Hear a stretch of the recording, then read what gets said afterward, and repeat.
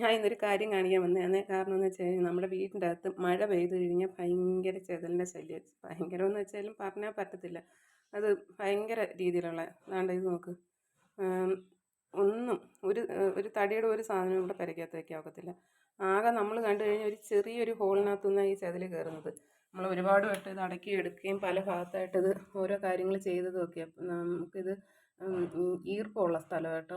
അത് ചെതലിന് വേണ്ടിയിട്ട് ഒന്നും മണ്ണിൻ്റെ അടിയിൽ നിന്ന് വരുന്ന ചെതലിന് നമുക്ക് എന്തോ ചെയ്യാൻ പറ്റും എന്നുള്ളത്. ടൈലൊന്നും ഇട്ട വീടൊന്നും അല്ല. നമ്മൾ സാധാ സിമെൻറ്റ് പോളിഷ് ചെയ്ത മുറിക്കകോ. പിന്നെ എല്ലാം മൊത്തത്തിൽ എന്തൊരു സാധനം ഇരുന്നാലും തടിയായാലും അങ്ങനെയുള്ള തടിയുടെ എന്തൊരു സാധനം ഇരുന്നാലും മൊത്തത്തിൽ നശിച്ച് ഇതായി പോവുക. അതുകൊണ്ട് ഞാൻ കാണിച്ചു തരാവേ.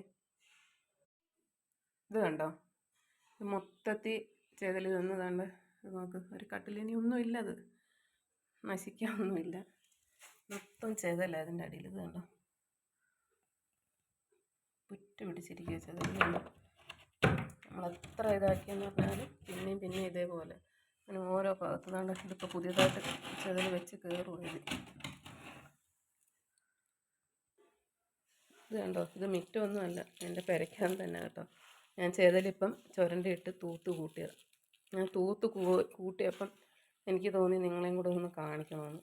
വേറൊന്നിനുമല്ല, ഇതിനെന്തെങ്കിലും ഒരു പോം വഴി ഉണ്ടെങ്കിൽ ഒന്ന് പറഞ്ഞു തരണം കേട്ടോ.